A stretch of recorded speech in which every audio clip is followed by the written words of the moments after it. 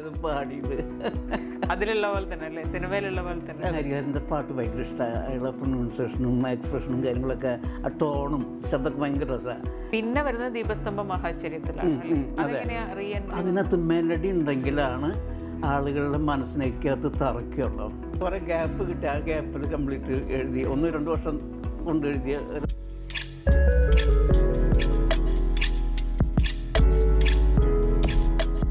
ഓരോ ആളുകളെ കൊണ്ട് പാടിച്ചു എന്ന് പറഞ്ഞപ്പോഴേ ഞാൻ ഇപ്പൊ അവർക്ക് സാറ് പാടിയിട്ടുണ്ടല്ലോ ഒരു പാട്ട്, പ്രണയകഥ. അത് അബ്ദത്തിൽ പാടിയതാ. അബ്ദത്തിലല്ല, ഞാൻ ട്രാക്ക് പാടിയതായിരുന്നത്. നമ്മൾ പിന്നെ ഈ ദീപസ്തംഭം മഹാശ്ചര്യം എന്ന സിനിമയ്ക്ക് റെക്കോർഡിങ് ഇതെല്ലാം കഴിഞ്ഞു. ഇപ്പോൾ ദാസാറ് പാടി നിൻ്റെ കണ്ണിൽ വീഴുന്നു വന്നു, അപ്പോൾ ചിത്ര പാടി, അങ്ങനെ എല്ലാം കഴിഞ്ഞ് പിന്നെ ഈ പാട്ട് നമ്മൾ റെക്കോർഡിങ് കഴിഞ്ഞു. ഇപ്പോൾ റെക്കോർഡിങ് കഴിഞ്ഞപ്പം ആരെങ്കിലും കൊണ്ട് പുതിയ ആളുകൾ കൊണ്ട് പാടിക്കാമെന്ന് വിചാരിച്ചിട്ട് ഞാൻ റഫായിട്ട് പാടിയതാണ്. പാടി പിന്നെ അത് എൻ്റെ ഡയറക്ടർ മധു, KB മധു, പിന്നെ നമ്മളെ പ്രൊഡ്യൂസർക്ക് വന്ന് നോക്കുമ്പോൾ അവർ മാറ്റാൻ സമ്മതിക്കണില്ല. ഇത് മതി, ഇതാ നന്നായിട്ടുള്ളതെന്ന് പറഞ്ഞിട്ട് പിന്നെ അങ്ങനെ കൺഫേം ചെയ്തതാണ്. ഞാൻ പറഞ്ഞത് പ്ലീസ് ബോറായിരിക്കണം, നമുക്ക് വേറെ ആരെങ്കിലും പാടിക്കാത്ത പറഞ്ഞത് ഇത് മതി മോൻജി ഇതൊക്കെ പറഞ്ഞവരങ്ങനെ കൺഫേം ചെയ്തതാണ്. അത് വരികൾ ഓർമ്മയുണ്ടോ? ഏതാ വരികൾ ഓർമ്മയുണ്ടോ പാട്ടിൻ്റെ? വരികളൊന്നും ഓർമ്മയുണ്ടാവില്ല, കുറേ കാലമായിട്ട്. പാട്ട് ഓർമ്മിച്ചു വെക്കോ അതോ? പാട്ടിൻ്റെ എനിക്ക് 2-3 വരികളൊക്കെ ഓർമ്മ. കാരണം നമ്മൾ എന്താണെന്നറിയോ, ഒരു പാട്ട് കമ്പോസ് ചെയ്ത് റെക്കോർഡിങ് കഴിഞ്ഞ് ഫൈനൽ മിക്സ് ചെയ്ത് അത് കൊടുക്കും. പിന്നെ നമ്മൾ അടുത്ത പാട്ടിലേക്ക് കമ്പോസ് ചെയ്യുന്നതും റെക്കോർഡ് ചെയ്യുന്നതും പഠിപ്പിക്കുന്നതൊക്കെ അങ്ങനെ ഓരോന്നിങ്ങനെ ചെയ്ത് തരുമ്പോൾ അപ്പം പലതും ഇവിടെ മനസ്സിനകത്ത് നിൽക്കില്ല. അങ്ങനെ ഒരു പ്രശ്നമുണ്ട്. പിന്നെ ഈ പറഞ്ഞ പോലെ അതങ്ങനെ നിന്നാൽ ഏതിൻ്റെങ്കിലുമൊക്കെ പോർഷൻ അടുത്ത പടത്തിന് വരും. അത് കഴിഞ്ഞാൽ അത് ഒട്ടും ശ്രദ്ധിക്കാറില്ല. ഈ പഴയ പാട്ടുകൾ എടുക്കുമ്പോഴേ ഇപ്പോഴത്തെ ജനറേഷനിലേക്കും എത്തുന്നൊരു പാട്ടാണ് ഇലപൊഴിയും ശിശിരത്തിൽ എന്നുള്ള പാട്ട്. അപ്പം ഞാനതിൻ്റെ നോക്കുമ്പോൾ അത് എഴുതിയ ആളെ നോക്കുമ്പോൾ പിന്നീട് അദ്ദേഹത്തിന് അധികം പാട്ടുകളൊന്നും വന്നില്ല. അതെ അതെ അല്ലേ? ആളെ എങ്ങനെയാണ് ആളെ സെലക്ട് ചെയ്ത? ആളെ റേഡിയോയിലായിരുന്നു കുഞ്ഞുമൊയ്തീൻ കുട്ടി. കുഞ്ഞുമൊയ്തീൻ കുട്ടി, അത് കോട്ടക്കൽ കുഞ്ഞുമൊയ്തീൻ. അതെ, എനിക്ക് തോന്നുന്നത് ഒരു ജോസ് മൈലൻ എന്ന് പറഞ്ഞ എൻ്റെ ഒരു ഫ്രണ്ട് ഉണ്ട്. അപ്പോൾ എനിക്ക് തോന്നുന്നു കുഞ്ഞുമൊയ്തീൻ കുട്ടീനും പിന്നെ ജോസ് മൈലൻ കൂടെ സംശയമുണ്ട് അത് എഴുതിയെന്ന്. ഞാൻ അതങ്ങനെ കറക്റ്റായിട്ട് ചോദിച്ചിട്ടില്ല. പിന്നെ കുഞ്ഞുമൊയ്തീൻ കുട്ടി ഈ അടുത്തൊരു ഇന്റർവ്യൂവിൽ അതിനെപ്പറ്റി പറയുന്നുണ്ട്. എന്തായിരുന്നു? ഈ ഇലപൊഴിയും ശിശിരത്തിൽ എഴുതാനുണ്ടായ സാഹചര്യം. അദ്ദേഹം അന്നേരം എനിക്ക് തോന്നുന്നു ആകാശവാണിയിൽ വർക്ക് ചെയ്യുന്നുണ്ട്, ദൂരദർശന് വേണ്ടി പ്രോഗ്രാമുകൾ ചെയ്യുന്നുണ്ട്. ആ സമയത്താണ് ഈ സിനിമ വരുന്നതെന്ന് തോന്നുന്നു. അങ്ങനെ അത് അങ്ങനെയാണ് എന്തോ. കാരണം എന്നെ ജോ മൈലൻ വിളിച്ചായിരുന്നേ. അപ്പോൾ എന്താ പറയുക, അത് ഞാനും കൂടെ ആണ് അത് കൂടെ എഴുതി എന്നൊക്കെ പറഞ്ഞു. അപ്പോൾ അങ്ങനെ എനിക്ക് കറക്റ്റായിട്ട് അറിയില്ല. എനിക്ക് ലിറിക്സ് കിട്ടി. അതെ, അതെ. ഇപ്പോഴത്തെ പാട്ടുകൾ സാർ എങ്ങനെയാ ചെയ്യുന്നത്? ഇപ്പോൾ 2-3 സിനിമ ചെയ്തുകൊണ്ടിരിക്കുകയാണോ? ഇപ്പോൾ ഞാൻ 2-3 പടത്തിൻ്റെ വർക്ക് നടന്നുകൊണ്ടിരിക്കുന്നു. ഇപ്പോൾ ഇനിയും എന്ന് പറഞ്ഞൊരു സിനിമ, അതിൻ്റെ ബാക്ക്ഗ്രൗണ്ട് സ്കോർ 2 ദിവസം കഴിഞ്ഞാൽ അതിൻ്റെ തുടങ്ങും. എനിക്കറിയില്ല, പുതിയ ആളുകളൊക്കെ, പിന്നെ ആരൊക്കെ അറിയപ്പെടുന്ന ആളുകളൊക്കെ ഉണ്ട്. ഞാൻ പടം കണ്ടിട്ടില്ല. സാർ എങ്ങനെയാ ഇപ്പോഴത്തെ ജനറേഷനിൽ പാട്ട് ചെയ്യുമ്പോൾ എന്താ സാറിന് വ്യത്യാസം തോന്നുന്നത്? എനിക്ക് തോന്നുന്നു ആദ്യത്തെ ആ ഒരു രാരീരം ആ ഒരു 90s കഴിഞ്ഞിട്ട് 80s 90s കഴിഞ്ഞിട്ട് പിന്നെ വരുന്നത് ദീപസ്തംഭം മഹാശ്ചര്യത്തിലാണ്. അതെങ്ങനെയാ റീ എൻട്രി വന്നത്? ദീപസ്തംഭം ഞാൻ ഏതൊരു സിനിമയുടെ അനിൽ ബാബുവിൻ്റെ ഒരു പടത്തിൻ്റെ വർക്കിന് വേണ്ടി മദ്രാസിൽ പോയതാണ്. അപ്പോൾ അതിൻ്റെ ബാക്ക്ഗ്രൗണ്ട് സ്കോറൊക്കെ കഴിഞ്ഞ് ഇരിക്കുന്ന സമയത്ത് എന്നെ സംഗീതം പഠിപ്പിച്ച KG സത്താർ മാഷ്, അദ്ദേഹമാണ് എന്നെ ആദ്യമായിട്ട് സംഗീതം പഠിപ്പിച്ചത്. അപ്പോൾ അദ്ദേഹത്തിൻ്റെ മകൻ സലീം സത്താർ എന്നെ വിളിക്കേണ്ടായി. അപ്പോൾ മോഹൻ, നമ്മളൊരു പടം ചെയ്യുന്നുണ്ട്, ഞാൻ പ്രൊഡ്യൂസ് ചെയ്യുന്നുണ്ട്, അപ്പോൾ നമുക്ക് ഇരിക്കാൻ പറ്റുക, 2-4 പാട്ടുണ്ടെന്നൊക്കെ പറഞ്ഞു. അപ്പോൾ ഞാനിപ്പോൾ എൻ്റെ റെക്കോർഡിങ് നാളത്തോടെ കൂടെ കഴിയും, ഞാൻ വേണച്ചാൽ ഞാൻ തൃശ്ശൂർ ഇറങ്ങാമെന്ന് പറഞ്ഞു. പിന്നെ അങ്ങനെ തൃശ്ശൂർ ഇറങ്ങി. അപ്പോൾ എന്നിട്ടാണ് ആ പാട്ടും കാര്യങ്ങളൊക്കെ കമ്പോസ് ചെയ്തത്. അപ്പോൾ യൂസഫ് അലി സാറാണ് അതിനകത്ത് പാട്ട് എഴുതണമെന്നൊക്കെ പറഞ്ഞ് അങ്ങനെ അദ്ദേഹം വന്ന് ഞങ്ങൾ സംസാരിച്ച് പുള്ളി ഓൾറെഡി കുറേ 5-6 പാട്ടുകൾ എഴുതി കൊണ്ടുവന്നു. അത് കമ്പോസിങ് കഴിഞ്ഞു. അപ്പോൾ നമ്മുടെ മധു KB മധു അതിൻ്റെ ഡയറക്ടർ മോഹൻജി നമുക്കൊരു ട്യൂണിട്ടിട്ടൊന്ന് എഴുതി എങ്ങനെ ഉണ്ടാവും എന്ന് പറഞ്ഞു. അതിനെന്താ അപ്പോൾ യൂസഫ് അലി സാറ് ഓൾറെഡി വേറെ അതിനകത്ത് വേറെ ലിറിക്സ് കൊണ്ടുവന്നിട്ടുണ്ട്, അത് ഞാൻ ട്യൂൺ ചെയ്തു. അപ്പോൾ യൂസഫ് അലി സാറിനോട് പറഞ്ഞപ്പോൾ അത് വേണ്ട, ഇത് നന്നായിട്ടുണ്ടല്ലോ, നമുക്ക് ഇതന്നെ വയ്ക്കാമെന്ന് പറഞ്ഞു. അപ്പോൾ മധു പറഞ്ഞു പ്ലീസ് സാർ ഒന്ന് നമുക്ക് ഒരു ചേഞ്ച്. അപ്പോൾ ശരിയെന്ന് പറഞ്ഞ് അങ്ങനെ ഞാൻ ട്യൂൺ ഇട്ടു. അപ്പോൾ എല്ലാവരും താളം പിടിച്ചു തുടങ്ങി. മറ്റത് ഒരു മെലഡി ആയിരുന്നു. മെലഡി എന്ന് പറഞ്ഞാൽ കുറച്ച് ഒരു എന്താ പറയുക സ്ലോ മെലഡി ആയിരുന്നു. അപ്പോൾ ഇത് എല്ലാവർക്കും ഇഷ്ടപ്പെട്ടു. അങ്ങനെയാണ് നിൻ്റെ കണ്ണിൽ വിരുന്ന് വന്നു എന്ന് പറഞ്ഞിട്ടുള്ള അദ്ദേഹം അതിന് ലിറിക്സ് എഴുതിയത്. അത് എൻ്റെ ലൈഫിൽ എന്തോ ഒരു രണ്ടാം കാൽവെൽപ്പാണ് ശരിക്കും സിനിമയിൽ. അതിനുശേഷം ആണ് എനിക്ക് ഒരുപാട് വർക്കുകൾ വന്നുകൊണ്ടിരുന്നത്. ഒരു ദിവസം 4-5 സിനിമയുടെ വർക്കുകളൊക്കെ ഞാൻ ചെയ്തിരുന്നത്. ഒരിടത്ത് പാടിക്കുന്നു, ഹോട്ടലിൽ കമ്പോസ് ചെയ്യാൻ വേണ്ടി ആളുകൾ വെയിറ്റ് ചെയ്തുകൊണ്ടിരിക്കുന്നു, അപ്പുറത്ത് ലിറിക്സ് എഴുതാൻ വേണ്ടി വന്നിരിക്കുന്നു. അങ്ങനെ ഓടി നടന്ന് വർക്ക് ചെയ്തിരുന്ന കാലഘട്ടം ഉണ്ടായിരുന്നു.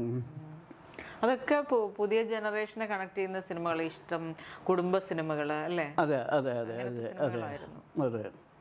നമ്മൾ, ഇഷ്ടം, അങ്ങനെ കുറേ സിനിമകൾ, കൂടെ അടിപൊളി സിനിമകൾ ശരിയാ കുറേ ഉണ്ടായിരുന്നു. അതിനുശേഷം പിന്നെ പെട്ടെന്ന് ഈ വൈയായിക വന്നപ്പോഴാണോ പെട്ടെന്ന് സ്റ്റോപ്പ് ആയത്? എനിക്ക് 2006, 2007 വരെയൊക്കെ ഭയങ്കര തിരക്കായിരുന്നു. പിന്നെ ഈ പറഞ്ഞ പോലെ എന്താ പറയുക, ദൈവത്തിൻ്റെ മക്കളാണല്ലോ എല്ലാവരും. അപ്പോൾ ഒരാൾക്ക് കുറച്ച് കാലം കൊടുക്കും, പിന്നെ അടുത്ത ആൾക്ക് ദൈവം മറ്റൊരു കൊടുക്കും, അങ്ങനെ തന്നെ ഓരോരുത്തർക്ക് പങ്കുവെച്ച് കൊണ്ടിരിക്കുകയുള്ള. അപ്പോൾ അതിൻ്റെ ഒരു സമയം എൻ്റെ കഴിഞ്ഞു എന്ന് വിചാരിക്കുന്നത്. പക്ഷേ ഇപ്പോൾ വീണ്ടും വർക്കുകളിൽ ആളുകളൊന്നും വിളിച്ചുകൊണ്ടിരിക്കുന്നുണ്ട്, ഇങ്ങനെ വർക്കുകൾ ചെയ്തുകൊണ്ടിരിക്കുന്നുണ്ട്. ആ സമയത്താണോ ഇങ്ങനെ സുഖമില്ലാണ്ടായത്? അതെ അതെ അതെ, അതിനൊക്കെ ശേഷം എനിക്കൊന്ന് 2010 കറക്റ്റായിട്ട് ഓർമ്മയില്ല കേട്ടോ, ആ ഒരു കാലഘട്ടമൊക്കെയാണ്. അതുവരെ സിനിമയുടെ പോസിറ്റീവ് വശത്തിലായിരുന്നു ജീവിച്ചത്.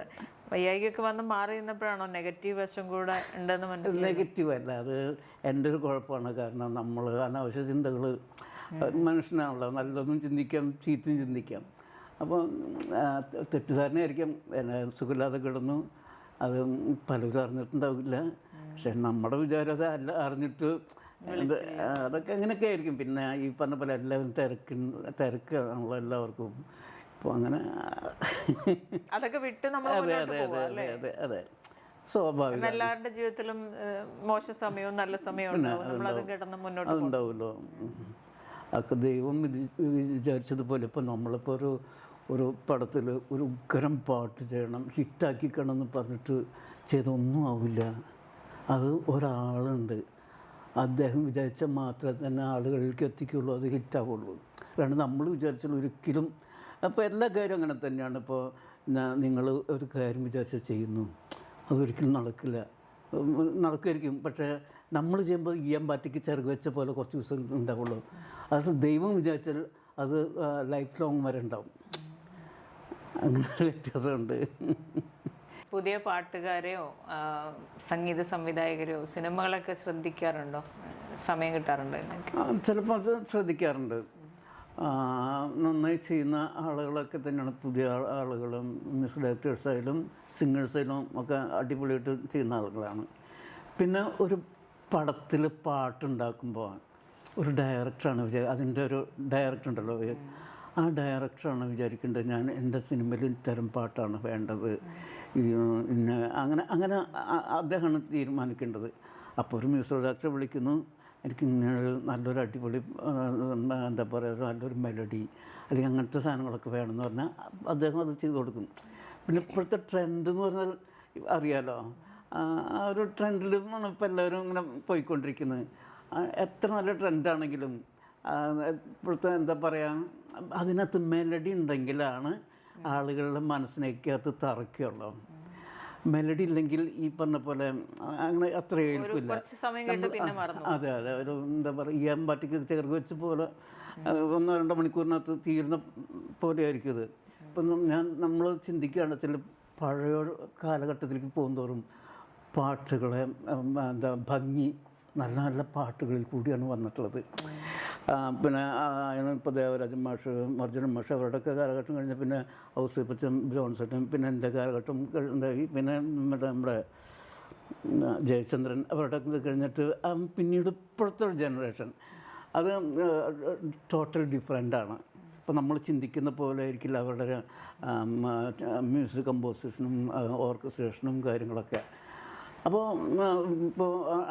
ഡയറക്ടറും ആ മൂഡിൽ തന്നെ ആയിരിക്കും. അപ്പോൾ അതുകൊണ്ടാണ് ചില പടത്തിൽ പാട്ടുകൾ നമുക്ക് എന്താ പറയുക കൂടുതൽ മോഡേൺ ആകുമ്പോൾ നമ്മുടെ മനസ്സിനകത്ത് കയറാൻ നമ്മൾ വയസ്സായ ആൾ ആയതുകൊണ്ട് കൊച്ചുകുട്ടികൾക്ക് ചിലപ്പോൾ ഇഷ്ടപ്പെടുമായിരിക്കും. 3 സിനിമകൾ ചെയ്തുകൊണ്ടിരിക്കുകയല്ലേ, അത് ചെയ്യുമ്പോൾ ഇത്തരത്തിലുള്ളൊരു ഇല്ല അത് നമ്മുടേതായ എൻ്റേതായ ഒരു ടൈപ്പ്. പക്ഷെ സാറിൻ്റെതായ ടൈപ്പ് എന്ന് പറയുമ്പോഴേ ഇഷ്ടമല്ലടാ എനിക്ക് ഇഷ്ടമല്ല, അത് എന്തെന്നറിയോ, ആ പാട്ടും സാറാ ചെയ്തത്. അതെ, എന്തെന്നറിയോ, എന്നെ സംബന്ധിച്ചിടത്തോളം എനിക്ക് ഒരേ പാറ്റേണിൽ പോകാൻ പറ്റില്ല. ഇപ്പം നമ്മുടെ ദേവരാജ മാഷ പാട്ട് കേട്ടാൽ അറിയാം ഒരു പാറ്റേൺ ഉണ്ടാവും. അതുപോലെ രാഘവ മാഷയിലും നമ്മുടെ ജോൺസേട്ടൻ്റെ ആയാലും നമ്മുടെ രവിയേട്ടൻ്റെ ആയാലും അവർക്ക് അവരുടേതായ സ്റ്റൈലുണ്ടാവും. എനിക്ക് ഒരെണ്ണത്തിൽ നിൽക്കാൻ പറ്റില്ല, കാരണം ഞാൻ പല ടൈപ്പിൽ പഠിച്ചത് കൊണ്ട് പല സ്റ്റൈലായി പോവാണ്.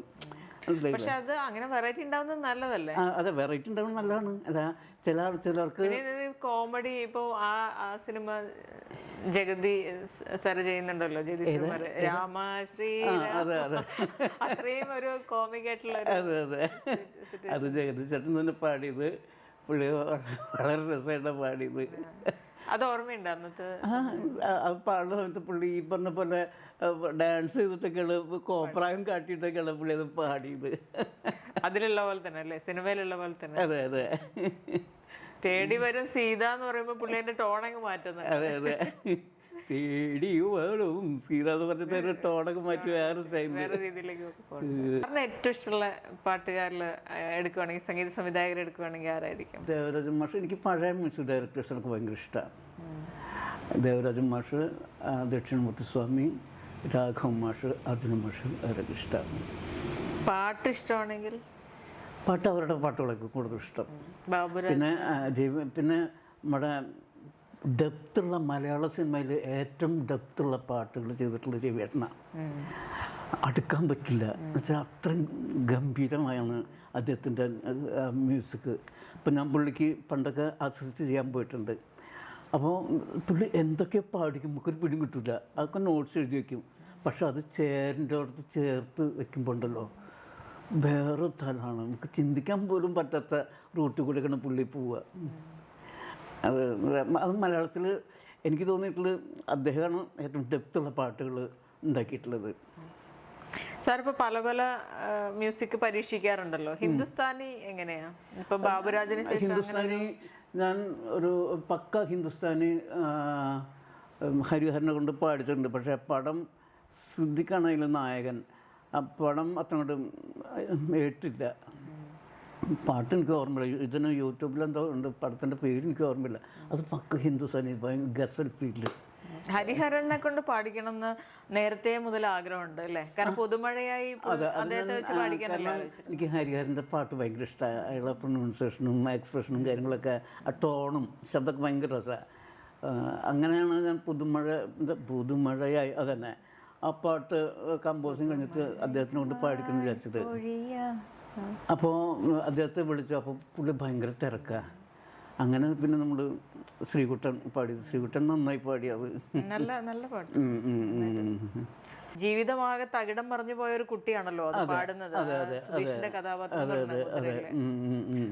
ഒന്നും ബാക്കിയില്ല, ആകെയുള്ളൊരു പോസിറ്റീവ് ഒരു അവസരം കിട്ടിയെടുത്താണ് ആ പാട്ട് ടച്ചിങ് ആയിട്ടുള്ള പാട്ട്. ഇനി അങ്ങനെ എന്തെങ്കിലും ചെയ്യാൻ ബാക്കി ആഗ്രഹിക്കുന്ന പാട്ടുകളുണ്ടോ? ഇപ്പോൾ നേരത്തെ ചോദിച്ചതുപോലെ ഹിന്ദുസ്ഥാനി അല്ലെങ്കിൽ ഏതെങ്കിലും? എനിക്ക് നല്ല പാട്ടുണ്ടാക്കണമെന്നുണ്ട്. ഇത്രയും കാലം അതല്ല, കുറച്ച് ഡെപ്തുള്ള പാട്ടുകൾ. ഇപ്പം നമ്മൾ ലൈറ്റായിട്ടുള്ള പാട്ടുകളൊക്കെയാണ് കൂടുതൽ ഉണ്ടാക്കുന്നത്. പിന്നെ 2 നാളുണ്ട്. ഇപ്പം ശിവനാമം, അത് നമ്മൾ അത് പക്ക കർണാട്ടിക് സംഭവമാണ്. അത് നമ്മൾ അതിൻ്റെ വെസ്റ്റേൺ അതിൻ്റെ സീനിന് വേണ്ടി നമ്മൾ വെസ്റ്റേൺ സ്റ്റൈലിൽ ഞാൻ ബാക്കിങ്ങൊക്കെ അങ്ങനെ ചെയ്തു. അതിൻ്റെ ഹൃദയായാലും അതിൻ്റെ ഓർക്കസ്ട്രേഷൻ ആയാലും വെസ്റ്റേൺ ടൈപ്പാണ്. അതേ സ്ഥാനത്ത് അതില് വരികളും അല്ലേ, വരികളും അതില് ഭയങ്കര പാട്ടിനനുസരിച്ചുള്ള വരികളും ഭയങ്കര ഹൈ. അതിന് വരികളാണ് രക്ഷിച്ചത് ഇതിന്. ഇപ്പം വരുമോ നീ വരുമോ എൻ പ്രാണേശ്വരി അങ്ങനെയൊക്കെ വെച്ചാൽ അതിന് ഭംഗി ഉണ്ടാവില്ല. ഇപ്പം ശിവദം ശിവനാമം അങ്ങനെ ഡെപ്തുള്ള വരികൾ വന്നപ്പോഴാണ് ആ പാട്ടിനെ വേറൊരു തലത്തിലേക്ക് എത്തിച്ചത്. അത് കൈതപ്പുറം അസലായി എഴുതിയിട്ടുമുണ്ട്. ഇപ്പം ഈ പാട്ടിന് ഒരു കർണാട്ടിക് വയലിൻ, ഒരു ഘടം, മോർസിങ്, പിന്നെ അങ്ങനെയൊക്കെ വെച്ചാൽ വേറെ കളറാവും. ഒരു എന്താ പറയുക, ഒരു കച്ചേരി സ്റ്റൈലായി നമുക്ക് ആക്കാൻ പറ്റും. പക്ഷേ നമ്മൾ ആ സിറ്റുവേഷൻ അനുസരിച്ചിട്ട് മറ്റേ വിനീതായിരുന്നു ഡാൻസിൻ്റെ മൂഡ്. അപ്പോൾ ഞാൻ കാരണം നമ്മൾ ഏത് ഫോറിൻ കൺട്രീസിൽ നടക്കുന്ന ഒരു ഇതാണ്. അപ്പം അത് കാരണം ഞാൻ ആ മൂഡിലേക്ക് ആക്കിയത് ആ പാട്ട്. അത് നല്ല രസമായിട്ട് പാട്ടും അതെ, കൊറിയോഗ്രാഫി അതെ, വളരെ ഗംഭീരമായിട്ട് വന്നിട്ടുള്ളൊരു. അതുപോലെ അങ്ങനെ ഒരു പാട്ട് ഇപ്പോൾ എനിക്ക് ചെയ്യണം എന്ന് ഗംഭീര പാട്ട് എന്ന് പറയുമ്പോൾ ഒരു ദേവസഭാതലം പോലെ ഭയങ്കര ഡെപ്തുള്ള പരിവേട്ടനൊക്കെ പോലെ ഭയങ്കര ഡെപ്തുള്ള പാട്ടുകൾ ചെയ്യണമെന്നുണ്ട്. ഇനി പാട്ടിനെ കവിച്ചൊക്കെയാണ് ആ പാട്ടിനെ ഇല്ല അല്ലേ, ദേവസഭാതലം രാഗിലമാക്കുവാൻ ഹിസനി അബ്ദുള്ള ആ പാട്ടിലാണല്ലോ എല്ലാ മ്യൂസിക്കിന്റെ എല്ലാ ഭാവങ്ങളും എടുത്തിട്ട് അതുപോലെ ഒരു സിനിമ വരണം. അങ്ങനെ ഒരു പാട്ട് ചെയ്യണമെങ്കിൽ അതുപോലെ ഒരു സിനിമ, അതുപോലത്തെ സിനിമയായിരിക്കണം. അതാണ് ഒരു പ്രശ്നം. അതെ, അല്ലെങ്കിൽ മുളച്ചേക്കും പാട്ടിന് വേണ്ടി. അത് ആ സിനിമയിലെ എല്ലാ പാട്ടുകളും ആ സിറ്റുവേഷനിലായിട്ട് മിങ്കിൾ ചെയ്ത് ഭയങ്കരമായിട്ട്, അതേസമയം പാട്ട് തന്നെ അതിമനോഹരമായിട്ടും. അതെ. മലയാളത്തിലൊരു വേട്ടം മാത്രമേ ഉള്ളൂ അങ്ങനെ ഒരു ലെവലിൽ ചെയ്യുന്ന ആള്. അങ്ങനെ ഒരു എന്താ പറയുക മാസ്റ്റർ പീസ് പാട്ട് ഇപ്പോഴും ബാക്കിയാണെന്ന് വിചാരിക്കുന്ന ഒരു സംഗീതജ്ഞനാണ് അല്ലേ. അപ്പോൾ അങ്ങനെ ഒരു പാട്ട് ചെയ്യണം. അല്ല, എനിക്ക് നല്ല പാട്ടുകൾ ചെയ്യണമെന്നുണ്ട്. ഇപ്പം ചെയ്തത് കുഴപ്പമില്ല, ഒരു കുഴപ്പമില്ലാത്ത പാട്ടുകൾ, പക്ഷേ ഇതിന് നല്ല പാട്ട് ചെയ്യണമെന്നുണ്ട് ആഗ്രഹമുണ്ട്. പിന്നെ ഞാനിപ്പോൾ ഒരു സ്ക്രിപ്റ്റ് ചെയ്തുകൊണ്ടിരിക്കുക, സിനിമയുടെ സ്ക്രിപ്റ്റ്. ചുമ്മാ രസത്തിന് വേണ്ടി, സമയം പോകണ്ടേ. എൻ്റെ തീം പറയാൻ പറ്റില്ല. ലവ് സ്റ്റോറിയാ, ഒരു മെച്ചൂർഡ് ലവ് സ്റ്റോറിയാ. പ്രണയം സാറിന് ഭയങ്കര ഇഷ്ടമുള്ള ഒരു സബ്ജക്റ്റാന്ന് തോന്നുന്നു. പ്രണയം മ്യൂസിക്കാണ് ഏറ്റവും മനോഹരമായിട്ട്. അതെല്ലാവർക്കും ഉണ്ടാവില്ല അത്. തീർച്ചയായിട്ടും. എനിക്കെന്നല്ല, ഈ ലോകത്ത് മനുഷ്യനായ പ്രണയിച്ചിരിക്കൂ.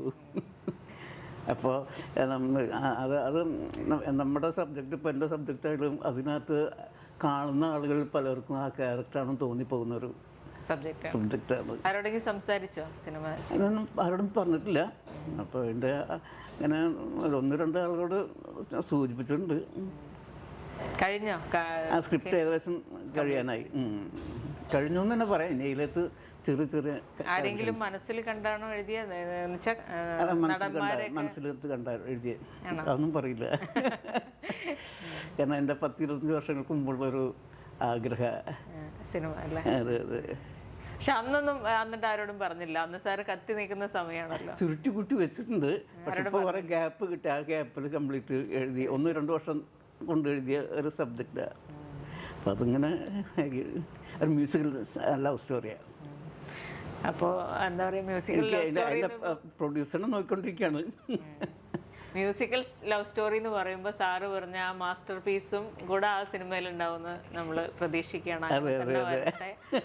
അതിനുള്ള എല്ലാ ആശംസകളും പ്രാർത്ഥനകളും ഉണ്ടാവും. ഞങ്ങൾ അവിടെ ഇത്രയും നേരം ഇരുന്നതിന് ഒരുപാട് സന്തോഷം. കാരണം ഞാൻ നേരത്തെ പറഞ്ഞ പോലെ എനിക്ക് ഏറ്റവും ഇഷ്ടപ്പെട്ട പാട്ടുണ്ടാക്കിയ ഒരാളാണ്. ഞാനത് അതിശയോക്തി കലർത്തിയോ സാറിനെ അങ്ങനെ പറഞ്ഞതല്ല.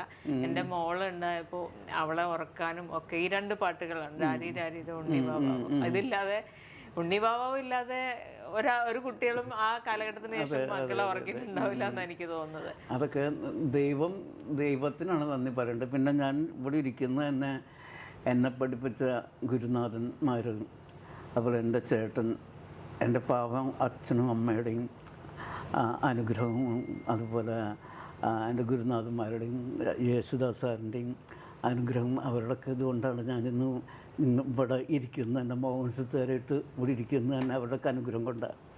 ഈ സമയത്ത് അവരോട് ഞാൻ നന്ദി പറയാണ്. തോന്നുന്നു. ഈ ഉണ്ണിവാവ എന്നുള്ള പാട്ട് കടൽ കടന്നും പോയി അല്ലെങ്കിൽ ഭാഷ കടന്നും പോയി, ഈ MS ധോണിയുടെ മകള് അത് പാടിയത് കേട്ടിരുന്നോ? അത് കണ്ടിരുന്നോ? പറയണ കേട്ടിട്ടുണ്ട് അത്. അത് കേട്ടപ്പോ എന്താ തോന്നിയേ? എനിക്കങ്ങനെ തോന്നില്ല. നമ്മളെ പാട്ട് ഏതോ ഭാഷ അറിയാത്ത ആളുകൾ എന്താണെന്നറിയോ, ഞാൻ അങ്ങനെ കൂടുതലൊന്നിലും സന്തോഷിക്കാറില്ല. ഒരു എന്താ പറയുക, താഴോട്ടില്ല മുകളോട്ടില്ല, ആ ഒരു രീതിയിൽ ഞാൻ പോകും. ഭയങ്കര ആത്മീയമായിട്ട് ചിന്തിക്കുന്ന ഫിലോസഫിക്കൽ. ഞാൻ കൂടുതൽ ഇപ്പോൾ ദൈവത്തിലേക്ക് ഒരുപാട് അടുത്ത് എൻ്റെ മനസ്സ്. നമ്മൾ എന്താ പറയുക, കുറേ നമ്മൾ എന്താ പറയുക, ഓരോന്നോരോന്ന് അനുഭവങ്ങളിൽ കൂടിയാണല്ലോ നമ്മൾ പലതും പഠിക്കുക. ഇപ്പോൾ എനിക്ക് 100% ദൈവത്തിലേക്കാണ് എൻ്റെ ചിന്തകളും എന്താ പറയുക, കൂടുതൽ അതിലേക്കാണ്. വെറുതെ ഇരിക്കുന്ന സമയത്ത് കഥ എന്ന് ചിന്തിക്കുക.